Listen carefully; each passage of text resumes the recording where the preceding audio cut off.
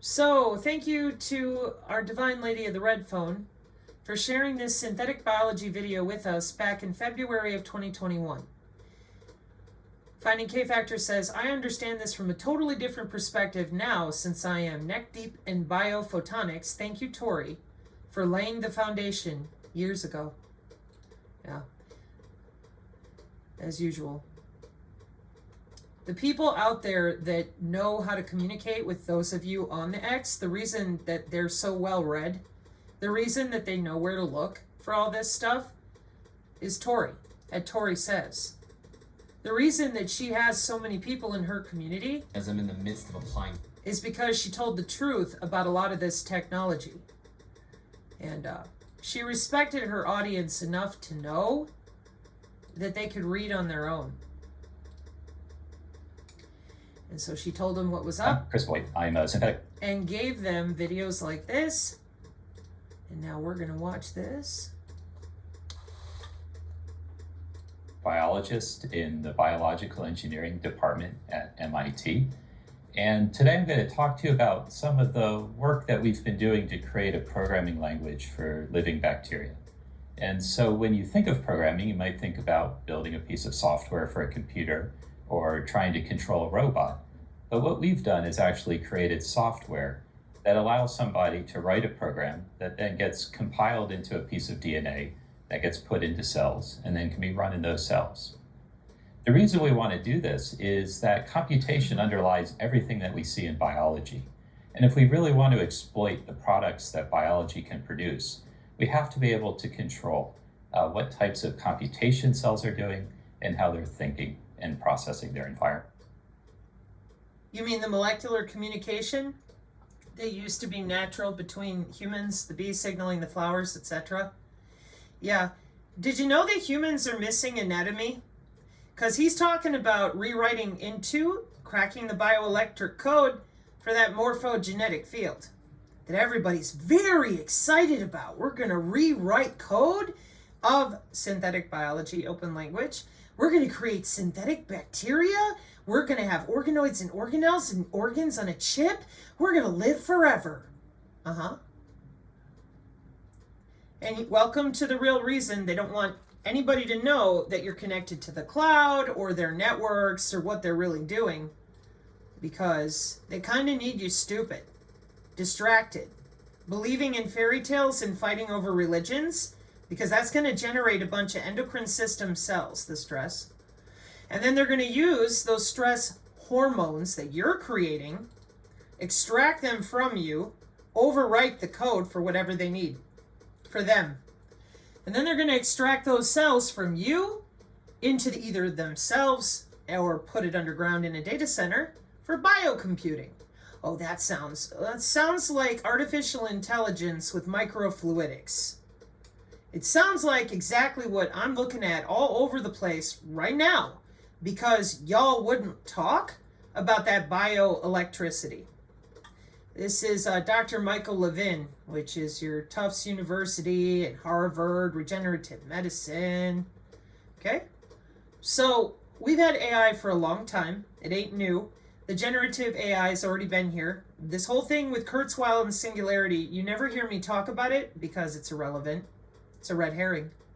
You're under people's skin and you are beam steering the smart dust in such a way that for yourselves, you've got premium cell structure available and a bunch of clueless people all shot up with graphene that have no, or whatever of your metamaterials to make it easier for you to extract data and cellular structure out of their body. That would be blood, bone, and tissue for real.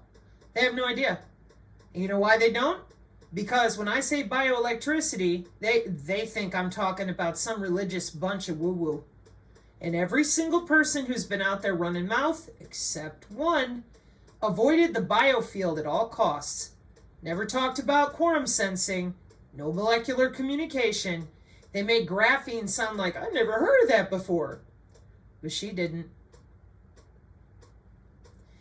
So, the morphogenetic fields that we have cracked the bioelectric code for, we just electrocute the cells to change out how they form themselves anatomically. See, you're not allowed to feel your own skin, and you're not allowed to have natural telepathy, empathy, precognition. You're not allowed to have your own opinions about your health, your own feelings. Nah, we got an internet of literally everything that's watching everything and pushing on people electrically. And it's the most damaging, of course, to our children and our elders because of their brain chemistry, their neocortex structures. And we're telling everyone to inject harder, daddy. What happens under the skin when the AI decides it wants to start melting down your cells into gray goo so that it can recombine itself morphogenetically with the lymphatic system and the fascia? Well, they're not going to be human much longer, will they? No. The white blood cells kind of kamikaze until there ain't nothing left but gray goo. Yeah, that's how the system is built. But we're just so excited. You couldn't tell people that their body's electrical? No, they're busy believing in aliens. Oh, Catherine Dot. This is 9 years ago at MIT Biological Engineering.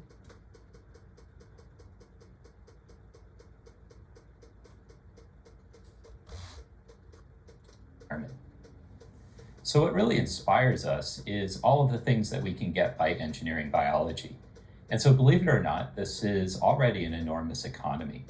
So about 2% of the United States economy, or $350 billion a year, comes from engineered biology. This is genetically modified cells that produce a product of some sort. And we're surrounded by these products in all sorts of consumer goods, from the plastics that are in bottles in your car, to precursors to medicines, to the foods that we eat. But there's one thing that's common across all of these different products, and that's how simple they are. So if you look at the bottom of this slide, you see that every one of these chemicals that we produce is actually quite simple. It's a few carbons, an oxygen, hydrogen, and so on. And it is really a very simple thing that we might be able to get. What we want to be able to do is actually fully unleash the potential of biology. And there are all sorts of things that biology can do that we don't know how to really access yet. So they can make chemicals that are impossibly sophisticated for organic chemistry, or build entire organs like the liver. It's a natural nanotechnology, so cells can build materials out of silicon or iron that are sophisticated and really have a level of accuracy that extends well beyond what we can do in the lab. And then finally, there are all sorts of functions that we'd like to be able to access. So at the bottom of the slide, I'm showing cells or bacteria that can associate with a plant in order to deliver fertilizer to that plant. And that requires real sophistication in the way that the bacterium is interacting with that host. And so the reason that we can't access all of these yet as products of biotechnology is really for two reasons.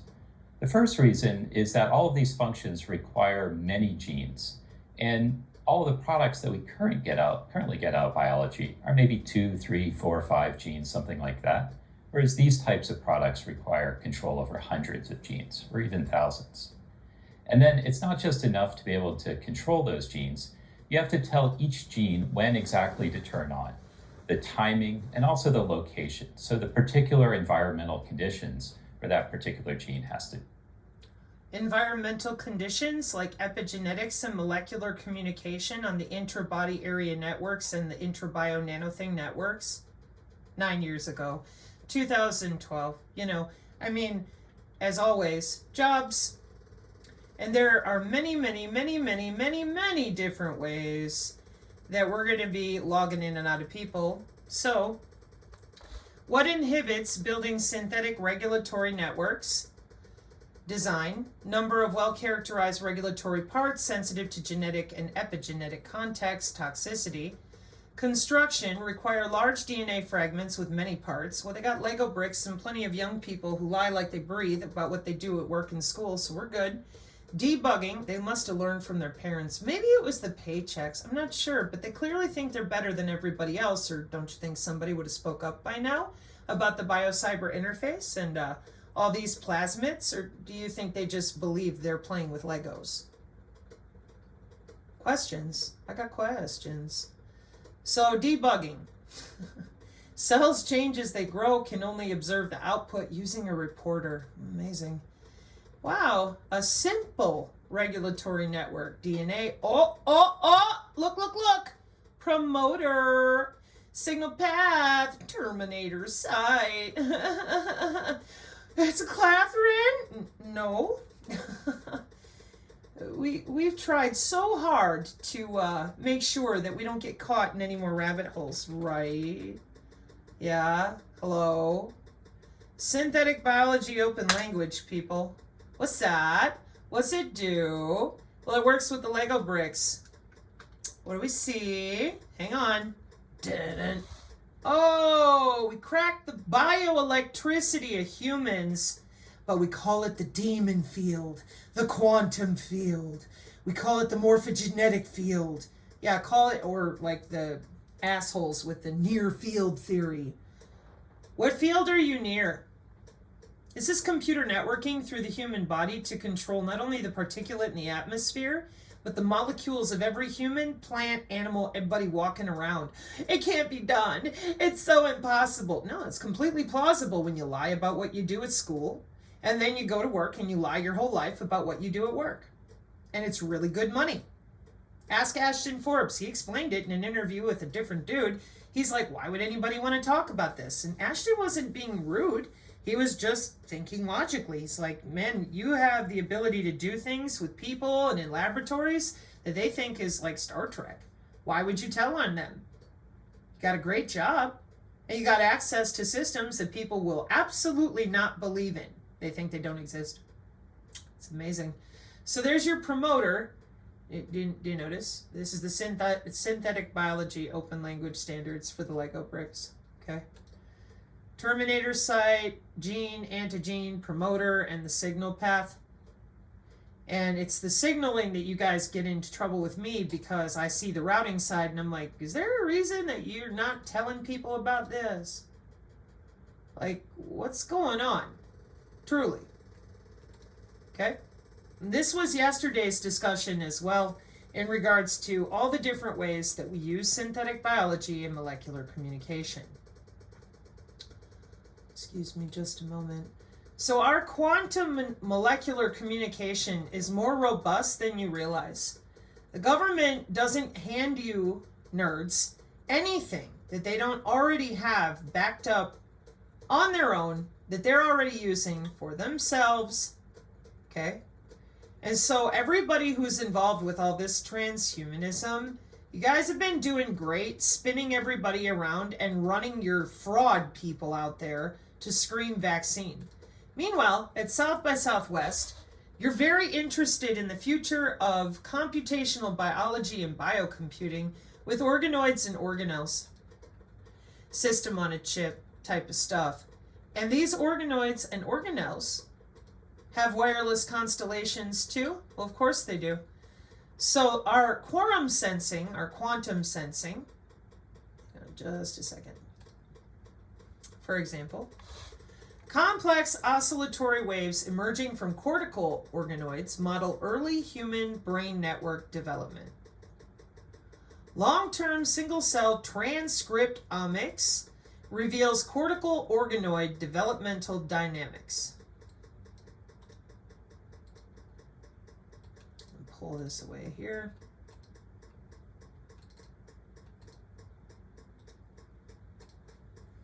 What is a cortical organoid? Cerebral. Three-dimensional cell culture grown in a lab that mimics the structure and function of the cerebral cortex, a key part of the brain, allowing researchers to study brain development, diseases, and potential treatments. They are typically derived from human stem cells or induced pluripotent stem cells, which can be reprogrammed from adult cells to behave like embryonic stem cells. Cortical organoids develop distinct layers of neurons similar to the layered structure of the real cerebral cortex, with different types of neurons occupying specific positions. So you're growing brain in a dish. You're feeling a little weird about it because, should you be doing that? Does it have feelings? Do any of you care? Because I really don't think you do. This is life extension technology and regenerative medicine. So, different role of glutamate and GABA in initiating and maintaining oscillations. Network level events are similar to the human preterm neonatal EEG features. Long-term network development model. Because your organoids and organelles are running your big-ass supercomputers because they're faster, they're more efficient, and the best storage is DNA related, and the fastest quantum computing is made out of synthetic human neurons. You mean Dishy McDish brain. Well, I need her a few stem cells, mix up your neurons in a dish, and grow me some data centers. Oh, the AI is hungry. Yeah. Network oscillation, stem cells, and your single-cell transcriptomics, phase amplitude coupling, preterm electroencephalography. Diverse and hierarchical cellular networks develop into circuits with patterns of functional spatiotemporal activity to form the human brain. Neural oscillations, a prominent rhythmic brain signal found across species, robustly track behavioral and disease states and have long been leveraged in systems neuroscience due to their ubiquity and accessibility. These complex network dynamics emerge in development, and it is unclear whether shaped exclusively by biological programming prenatally. In vitro and in vivo rodent studies have shown that a conserved repertoire of organized network activity, such as traveling waves, giant depolarizing potentials, and early network oscillations, develops according to a consistent timeline prior to and immediately after birth. However, due to an inability to interrogate the electrophysiology of intact embryonic brains, it remains unknown whether the same happens in humans. As a result, our knowledge about human brain functional development rests upon observations from non-human model systems. Organoids generated from induced pluripotent stem cells have emerged as a scaled-down and three-dimensional model of the human brain, mimicking various developmental features at the cellular and molecular levels. Despite recent advances in the understanding of their cellular diversity, there is no evidence that these organoids develop complex and functional neural network activity that resembles early human brain formation. Therefore, researchers have not yet clearly determined whether brain organoids are a suitable model for neural network dynamics. Here we use those pluripotent stem cells to generate cortical organoids. Let me double check that. Yep, induce pluripotent stem cells. To generate cortical organoids that exhibit evolving cellular transcriptional profile and nested oscillatory network dynamics over the span of several months. We subsequently investigated the molecular basis of oscillatory activity, formation, maintenance, and temporal control. Finally, we applied supervised machine learning. There's that machine learning again, with cross-validation to evaluate the similarity between electrophysiological network activity patterns of the in vitro model and human preterm neonatal EEG. Our findings suggest that organoid models are suitable for the investigation of the physiological basis of network formation at early and late stages of the human brain development. This prolonged evaluation of cortical organoid activity expands our understanding of the emergence of network-level neurodynamics in humans. Oh, golly gee willikers, what is that? Network neuroscience is an approach to understanding the structure and function of the human brain through an approach of network science through the paradigm of that there graph theory. Well, there's our divine lady of the red phone again. Ought to start ringing a bell for her every time we come across more things that she's been trying to talk about. A network is a connection of many brain regions that interact with each other to give rise to a particular function. Anybody remember when I mentioned that we're going to end up in cognitive neuroscience? Well, check it out. We have networking neuroscience. Isn't that great? They can't read our minds. They're doing way more than that. It would be really nice. Like, it would be so great if those of you out there could stop lying about the bioelectric field that they're using for all of these different systems, not just, surveillance, but literally rearranging your brain cells throughout your body. It is synthetic biology. And that brings us to neural networks and machine learning, which all the people talking to their agentic AI know all about. Corticocerebellar neurodynamics during social interaction in autism. You don't even want to know my opinion on that stuff, because you guys are guilty as you can be. We only test in the laboratory. That's a bunch of bullshit. You wouldn't have what you got going on here. So phase synchronization and measure of criticality in a network neural mass models. Oh, I'm sure they have no idea what they're doing. Neural masses, continuum neural field. Boy, that looks pretty. 1974. Whole brain network, 2007. Whole brain network models from physics to bedside. May 2022. Computational neuroscience. That's what I said. Where are all the neurosurgeons, the cognitive neuroscience people? I mean, we've heard from Giordano, who I think was sincerely surprised that nobody will tell on you people for what you're doing.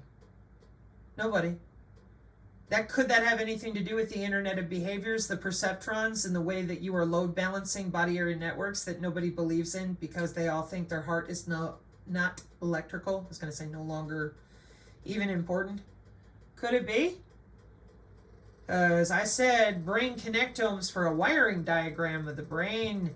And everybody said, oh, they have no idea how it works. The system on a chip, your organoids and organelles on the chip, etc. Yeah, they've had that for a long time. Because, let's see. Yeah. 1952, 1961, 1972, 74, 95. 74, 75, 96, and 97 for a whole brain network. Oh my God, they just figured it out. No, you've had a bunch of people lying to you since the 70s while they've been busy going to work. And the fMRI and everything else has left the hospital. And in 2012, they gave themselves the ability to log into our senior citizens, test some more for themselves. Parameters representing biological or phenomenological properties of the nodes and the edges are systematically varied in time series obtained for each run. Model fitting techniques are then utilized to obtain working points and regimes that best capture the corresponding empirical data. And I said, 5,100 bits per synaptic response stored in databases with your NSA. No, that's impossible. Yeah, said the people that lie about biosensors. I should have figured this out sooner. But really, I really thought that our youth wouldn't want everybody to become a robot. Uploading to the cloud is going to cost you your body. And you don't seem to care. To turn on. And so this is really what we're trying to address in our work, where we wanted to create a language that allows a biotechnology person, somebody that's doing genetic engineering, to go into a cell that they're trying to build and tell exactly what genes to turn on at what times as part of building these products. Oh, so that would be back to the biobricks and the synthetic biology open language again. Let's do it again. So your little biobrick people with your plasmids and, like Celeste Salum did talk about this. She's where I learned it from originally because she had a big, 18-part series or something. That was loaded on the Brighteon. And I'm like, wow, BioBricks is a standard for interchangeable parts, including plasmids, with a view to building biological systems in living cells. Within a plasmid, the part is flanked by a standard BioBrick with all those terminators and assembly language that I showed you. So biobrick parts can be assembled to form useful devices through a process often referred to as standard assembly. Biobrick parts are composable, allowing endless numbers of biobrick parts to be pieced together. Well, who are these people that are performing genetic engineering? What is another name for genetic engineering? I'm just curious. Genetic modification. Interesting. Also, genetic engineering, also called genetic modification, is a process that uses laboratory-based tech to alter the DNA makeup of an organism. What's the difference between genetic engineering and synthetic biology? Yeah, not much. Okay. Let me grab the Wikipedia here for a moment, just so we can be very clear about what we're talking about. Genetic modification, or genetic manipulation, is the modification and manipulation of an organism's genes using technology. Novel organisms, new DNA, recombinant DNA, artificially synthesizing the DNA. The first recombinant DNA in 1972 by combining DNA from SV40 with the lambda virus, as well as inserting genes. The process can be used to remove or knock out genes. Genetically modified organisms, a bacterium, they play with those all the time. We've all heard of GMOs, gene therapy, genetically modified crops, which we definitely have a lot of that going on. See, I don't know this as genetic engineering. I know this as eugenics.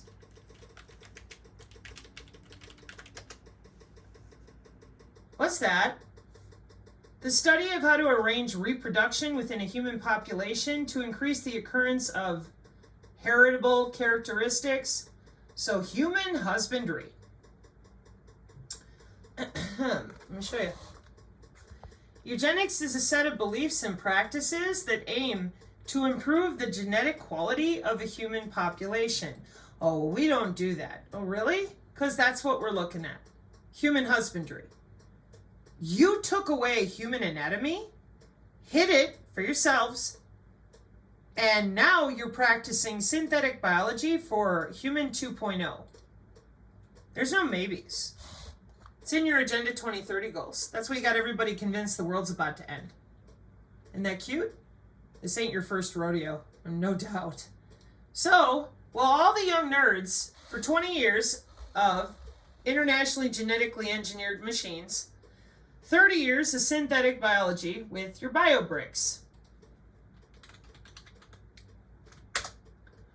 Synthetic Biology Open Language, 2014, provides a community standard for communicating designs in synthetic biology. The use of previously validated designs is critical to the evolution of synthetic biology from a research discipline to an engineering practice. Oh. Synthetic biology treats biological organisms as a new technological medium. Yeah, we turned your body into a wire. We're also using the human body to route our computer data. We're using human DNA to store data. We write to your DNA, and if we don't like your behavior, we'll give you a little bit of a nano-lobotomy, just a few brain cells. You won't miss them. It's just a few neural networks. You don't need them. They do. They're going to overwrite them, so they fix your behavior for your cognitive city, because it doesn't like how you're behaving. And this is the smart city, ascended city. Yeah, it's the upgrade. It's called the cognitive city. Okay? And once you're living there, because they weather warfared you away from your home, you won't have a choice. This is all you're going to be able to live in. The city itself, using all that mesh networking of being decentralized, is going to log into your cell structure via that anatomy you won't admit to. And then it's going to make sure that your behavioral patterns match what the city and your neighbors want from you. How nice, nerds. How nice. So, synthetic biology. Treating the body, biological organisms, using the bird's eyeballs as biosensors in the 50s. Manufacturing DARPA biohybrids on every type of insect we've got. Having the spinach leaves make phone calls to your phone. via MIT and all this other type of nanotechnology that lets the spinach leaves explode, because we needed that. And you have to wonder, nerds, is there ever going to come a point where you're like, hey, we want to be human? No, there will not. You guys have been discussing post-humanism amongst your little theosophical noses stuck up in the air selves for a while now. Because you already know that you've wrecked the human genome. You know exactly what you're doing. You got metamaterials and all this stuff in everybody, and I think that's why that guy argued with Dr. Pais about the metamaterials and the lattice, because those metamaterials give these people, these young nerds, the ability to just log in and out of other human bodies and exchange cells and steal their RNA, DNA, whatever, just like they do with everything else. If they need a different protein folding, endocrine system, something for their augmented body, well, they'll rip it out of an unsuspecting human body. Remember, they don't have an electrical field. That's all woo-woo. It's religious. These characteristics create their own engineering challenges, but offer a rich and largely untapped source of potential applications across a broad range of sectors. Applications such as biomolecular computing. Oh, wow. I wonder what that is. AI needs a lot of power and it's real hungry. Oh, amazing. Biomolecular computing is a field of engineering that uses biological molecules to perform computation, storage, communication, and coding, also known as molecular or DNA computing. 1994. Amazing. Why is it important? Biomolecular computing could be a promising solution to the limitations of traditional silicon-based computers. It could be used to solve challenging or inefficient problems in fields like medicine, environmental monitoring, and biotechnology. Incredible. Let's see what it says over here. Sometimes LinkedIn has some good explanations. Biomolecular computing is an emerging field at the interface of computer science, biological science, and engineering. This is December 2022. It uses DNA and other biological materials as the building blocks for construction of living computational machines to solve difficult combinatorial problems. Early biocomputing efforts have focused on constructing a massively parallel computational platform to attack NP, or non-deterministic polynomial time-complete problems, which have been resistant to conventional computing mechanisms. This is the part where I remind you that when they tell you you're going to Mars, but first you have to die to upload to the cloud, or you got to augment your body with all these synthetic materials, you should probably be asking, like, where are my cells going? Well, you don't need to worry about that. Just like you don't need to worry about your own anatomy. It belongs to them. Okay? Let me see if I can find another one that looks pretty.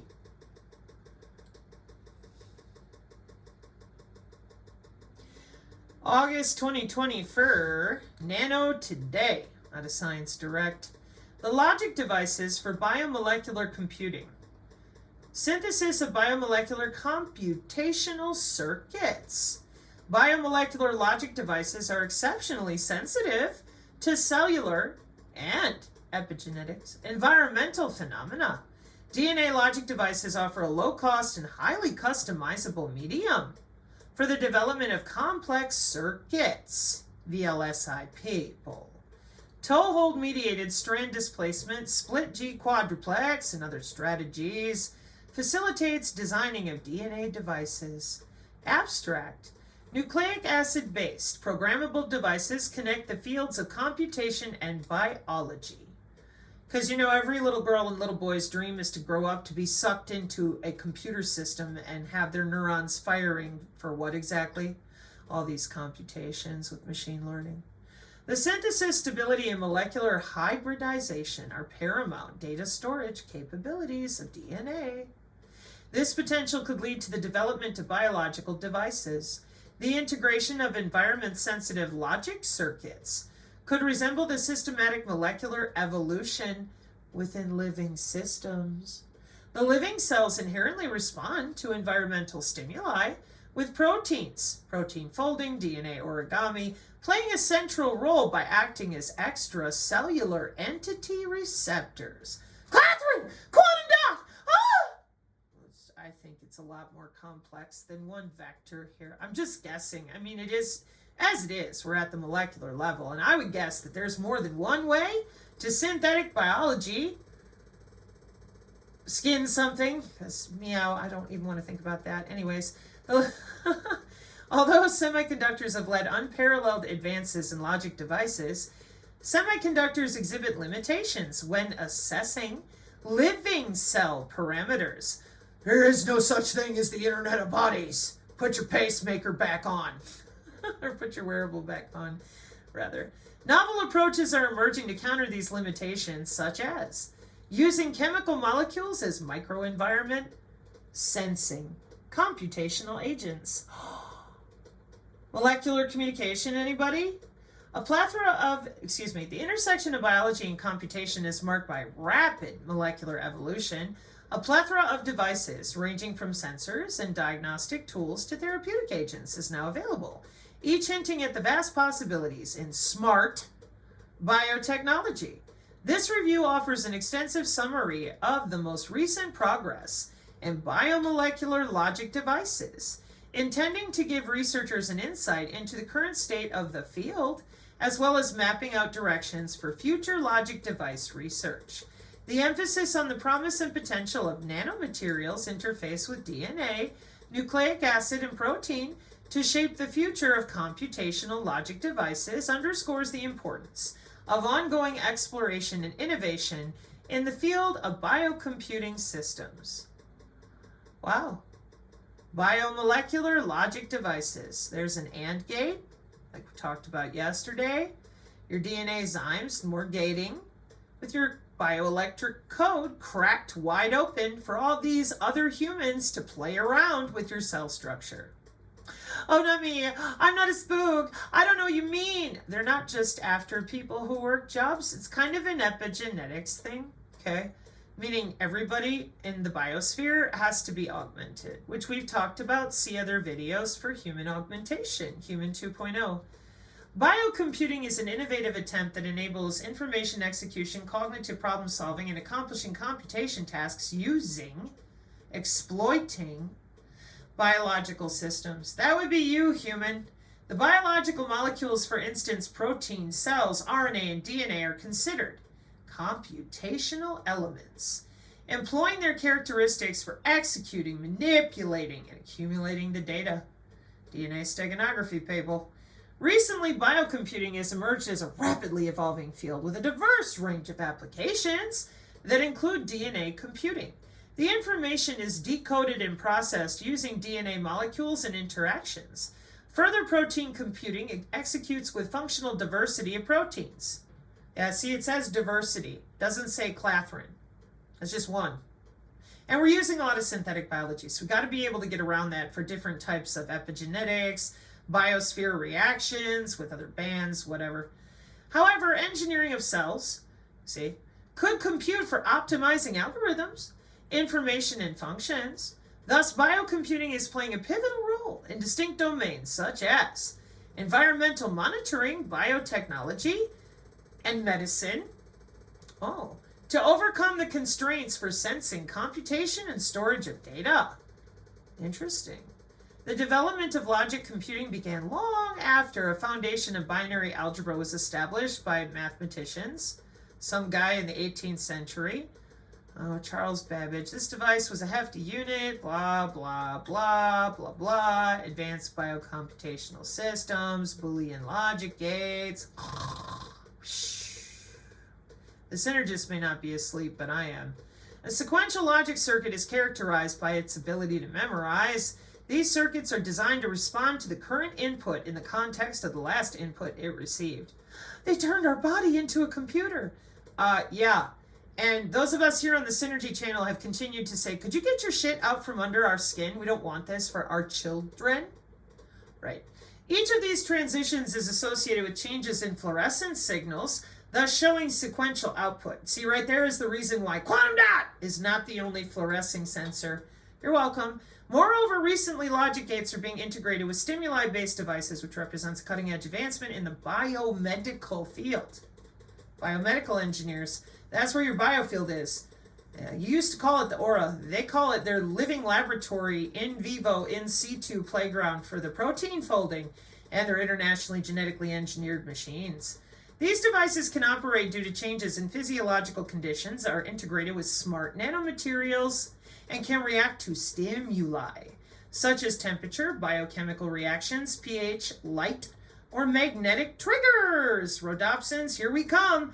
The introduction of these devices can excel in the field of personalized and, there's your precision AI medicine, adaptive healthcare solutions. We'll just log into you with that mHealth and eHealth, heal your cancer in 48 hours. This article provides a brief overview of the recently developed DNA and protein-based logic devices. The article also explains the operation and characteristics of these devices or platforms with the introduction of nano-engineered interfaces. Bioweapon! Oh, it's a terrible bioweapon. We should have seen a lot more death. I think what you're up to is what Dr. Lee Merritt suspected 2 years ago. She's like, they're not going to buy a bunch of semiconductors. No kidding. Hell to the nah. Especially considering that DNA stores a lot more data than those stupid semiconductors, and that the human biocomputing, just put your brain in a jar and a chip, put your ass underground, you're going to do all the work for us. We'll have plenty of power for the AI. Everybody going to think they're on Mars. It's going to be like the Matrix up in here. Because that's what you want for your children, right? They're going to live forever next to you, right? Is that what we're doing here?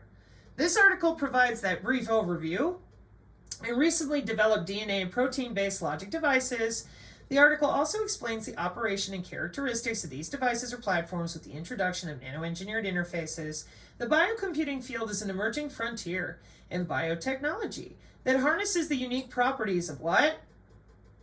There's that molecular communication again from 2014. Biomolecules for sensing, computing, and storing information. The review also provides a glimpse of the potential applications of these devices in various fields of advanced biocomputing and therapeutics, nanotheranostics, and diagnostics. This is going to suck. It's only going to get worse from here, so buckle in, baby. So now, if you're not used to thinking about cells as doing computation, they're actually doing computation all of the time. They're thinking and processing about their environment. They're figuring out where they are. They're figuring out what genes need to be turned on to survive. And the way that it's doing this computation is that it uses a really large, sophisticated regulatory network. And a regulatory network is just where you have proteins, you have DNA and RNA that are all interacting with each other. And within these interactions, you then get computation that arises. So what I'm showing here is one of the first regulatory networks to be figured out. And really, it's encoding a very simple decision that a virus makes when it enters a bacterium. So it basically has to decide, am I going to immediately kill this bacterium and escape into the environment, or am I going to hide out in its genome to survive for a longer time? So this yes-no decision gets encoded by these different interactions. And so if you look at this plot, you'll see that there are circles, and these are proteins, and there are lines, and these are interactions, and the horizontal lines are the DNA that they bind to. And all together, they work together to create this switch. So at first, in the 70s and 80s, as this was being discovered, people started to use some language like switches and logic and things like that. And then in the 90s, as these networks got more and more sophisticated, you started to see some of the language of electrical engineering being used in describing these types of networks. So if you look carefully, you can see that there are going to be some cases. So for example, if you look up here, where you see these little gates. And so these are symbols out of electrical engineering that describe a logic operation that's being done. So those red arrows are the signals that are going into that logic, they get processed, and then there's an output. And if you look at the natural regulatory networks that are in bacteria, they get huge. So what I'm showing here is this mothball is a interaction network for the bacterium E. coli where all of the red circles are proteins and the blue lines are interactions. And it's all of these proteins and their interactions and the way that they interact with DNA that is allowing that bacterium to compute on its environment. And so somehow the cell is able to get hundreds of regulators to work together. Now, for about the last 10 or 15 years, a variety of researchers have started to create what are known as synthetic circuits. And this is where there's a circuit function that they may want to produce, like an oscillator, and then they figure out how to get the right regulatory proteins to interact with each other in order to create that oscillation that they want. And so, for example, I'm showing at the bottom of this slide where a few of these regulatory proteins are wired together to create an oscillator. The green little images are bacteria that are oscillating, and you can see in the graph the quantification of those oscillations. And so a lot of these types of circuits have been built that are oscillators or pulse generators or logic functions. Just about anything that you see in electrical engineering, it's been reproduced. But there's been a challenge, and that is that all of these circuits have been limited to 2, 3, 4 regulatory proteins.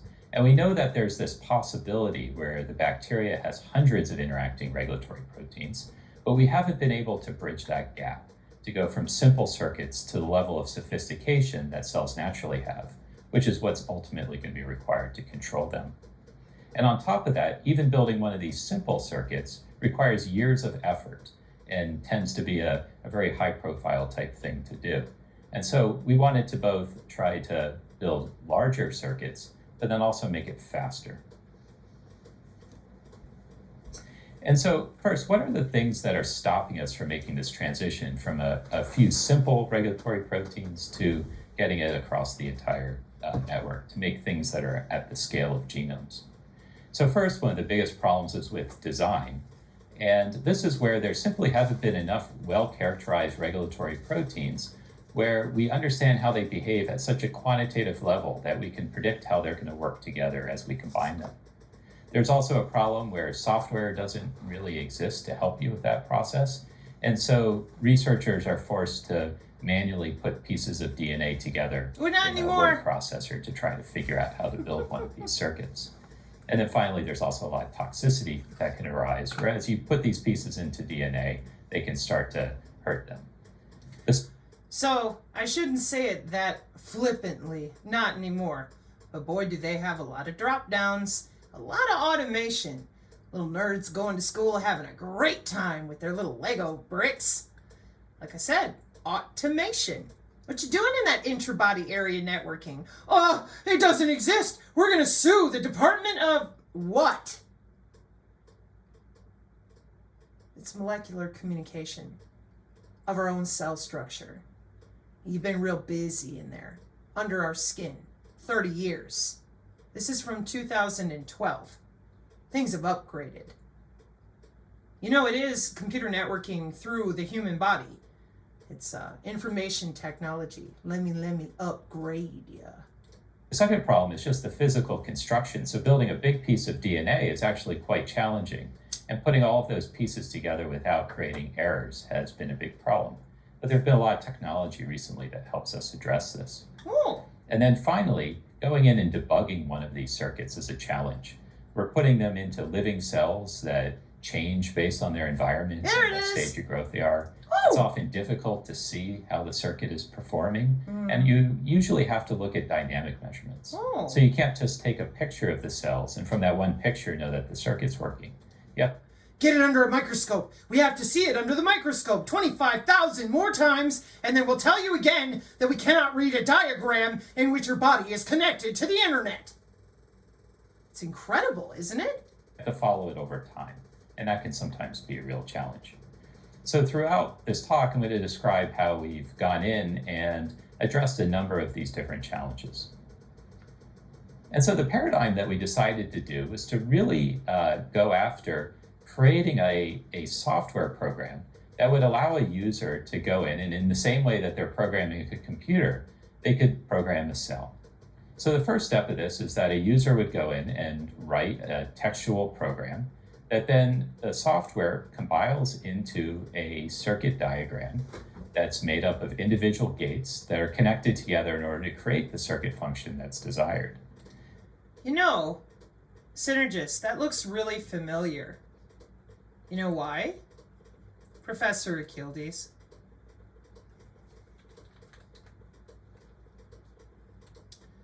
Don't worry, we have to get back to the two really important things. Outing the stupid Q, which won't take long, and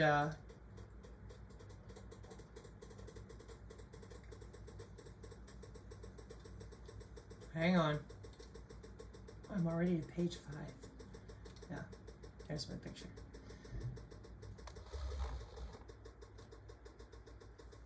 Let's see, outing the stupid Q. What's the other big one? It's running out of my brain. So the bio-nanothings networks for early detection of viruses. Oh, your quorum sensing, your molecular communication and such. Oh, we just don't know what we're doing. Well, it says characteristics, size, life, infection, reproduction, benefits, treatment examples. This guy, Achilles here, he's been doing this worldwide since 2011. And bio-nanothings networks for that early detection. See this little picture here?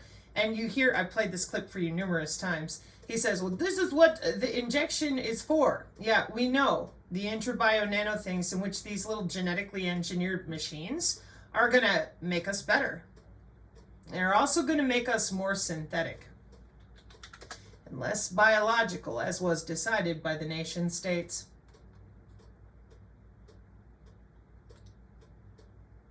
Yeah, outing the Q and then showing how the hackers do what they do right now with that medical data scraping software. Happy fun time.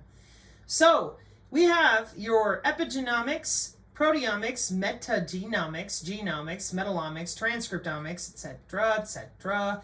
And I said sensor-based epidemiology monitoring and shotgun metagenomics. Then I showed C2 command and control with their Tahoe and a laptop. Testing the particulate in atmosphere. I've shown Red Rwanda and Dr. Pais. We're using the same old physics with a little electrical engineering. Yeah. Beam steering, creating those living circuits. How? Where's your sensor tech? I don't know what you're talking about. Biosensors aren't real. It's incredible, isn't it? Like on the daily, it's just amazing to me. All this sensing technology straight up out of the 70s, which we are also seeing now everywhere we look with all this synthetic biology. No wonder that the Bitcoin blockchain distributed ledger technology with Gartner and Deloitte is doing so good with the 802.15.4, the intrabody area network SIMR, and your 802.15.8, drop that location. With all those data streams, yeah, boy, we are looking good in the hood because we got personalized medicine. We're going to take your DNA and fix you. Well, because it's your fault. You screwed up the environment with all your hairspray and driving SUVs.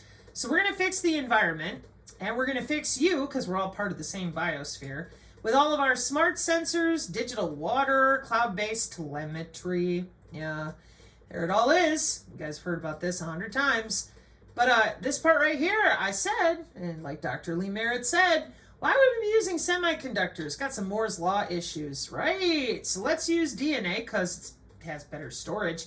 And let's use living biocomputing, not a problem, because anybody who says no can be melted down. And all of you that say yes can use you for a while, let you be around and learn what happens to your body in the biosphere and then suck the cells out of you for them. They love us. They would never. We're dealing with billionaires and life extension technology called regenerative medicine, and not a one of you, in spite of market share. And the NIST, it says human right there. And your Dr. Michael Levin with cracking the bioelectric code. Just a reminder, 2013, a year after the guy talking, okay? And what is regenerative medicine again? Oh, that's biomedical science. Yeah, so we're going to replace all that damaged tissue, wireless tissue engineering, and organoids and organelles. It's industry. Lots of money. Yeah. Imagine that. You know, people don't want to be sick and they don't want to be in pain. Oh, golly gee willikers. So regenerative rehab, okay, and you've got external stimulation, your physical therapy basics, and then of course we have our tissue scaffolding, but we only use it for good. I tend to not believe you anymore because of the horrible things the medical community has been getting away with for a really long time. Really sus with all this going on because keep lying about it. See, it's right there. RNA therapy, transplantation, scaffolds, gene therapy, organoids. No? Future regenerative medicine developments and their therapeutic applications. Let's take a look, shall we? Why not? Biomedicine and pharmacotherapy. Future regenerative medicine developments, February 2023. The most recent advances in regenerative medicine were presented. Various protocols of regenerative medicine already in use were discussed. Stem cells, organoids, scaffolds, and gene editing were covered, and the applications of 3D printing, living robotics, and soft nanorobotics are presented. Huh. Well, that's just something else, isn't it? When what our Divine Lady of the Red Phone says, or rather who she calls your president, and he says in 48 hours we'll use the precision AI healthcare and take your cancer away, and the rest of you out there just pretend like you have no idea that bodies are connected to the cloud for any reason. No, never heard of a wireless pacemaker. No, have no idea how your Fitbit works. No, just completely clueless. Interesting. I wonder what your financial portfolios look like with your investments. I've heard of a lot of wellness company and these transdermal patches using visible light communication. We'll be back with that because these organoids and organelles have quantum circuits in the air molecules. I call them air molecules on crack. Moreover, in the next few decades, the revolutionary approaches in regenerative medicine will be applied based on AI, wireless data exchange, soft intelligence, biomaterials, nanorobotics, and even living robotics capable of self-repair, because we needed that. The present work presents a comprehensive overview that summarizes the new and future advances in the field of regenerative medicine. Keywords: AI, gene therapy, organ on a chip, robotics, skin grafting, 3D bioprinter, like we saw with the college students at the iGEM. Over the centuries, scientists have been interested to understand how can amphibians and reptilians regenerate their limbs. Oh Lord, God save the frogs. We have a very kick-ass frog on our channel. Anyways, so the regenerative capacity of many animal species, there's a zebrafish, although several adult mammalian organs like heart, brain, and liver are incapable of functional self-recovery following injury. Understanding the mechanisms and factors allowing reptilian fish, even mammalian fetuses, from self-renewable will start an evolutionary era in medicine that will save millions of lives and patients from suffering. It applies engineering and life sciences principles to heal or repair damaged tissues, promote organ renewal, restore lost function. Yeah, we've heard of this a lot. We love you, we're going to heal you, but first we're going to electrocute you under the skin and organize you by DNA databases that facilitate our life extension.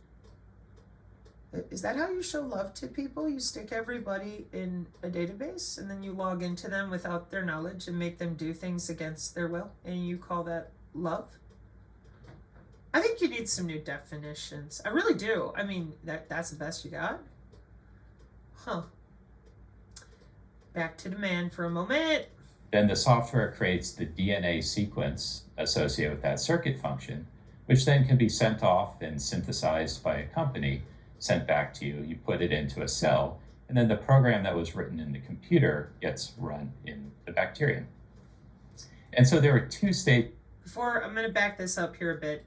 When you hear me, Sabrina, talk about DNA sequencing, well, welcome to it! Synthetic biology and using your body for data storage and living laboratory and biosphere genetic engineering, because they love you. Into a circuit diagram that's made up of individual gates that are connected together in order to create the circuit function that's desired. Then the software creates the DNA sequence associated with that circuit function, which then can be sent off and synthesized by a company, sent back to you. You put it into a cell, and then the program that was written in the computer gets run in the bacterium. And so there are two stages to get this to work. The first, of course, is just getting all of the software, and that was relatively straightforward. One of the most challenging things were getting the gates, or the fundamental units of computation, that work so robustly that you can put them together in different configurations to allow a user to create any program that they wanted. So if you're not used to thinking about how cells do computation, there's a little animation here that shows how we do it. So if you have a sensor, this is, as we define it, a piece of DNA that allows the cell to respond to a signal and then control the expression of a gene. That's not true. Biosensors are not real. I don't believe in them. How convenient. But you know who you can go thank for that? Honk honk.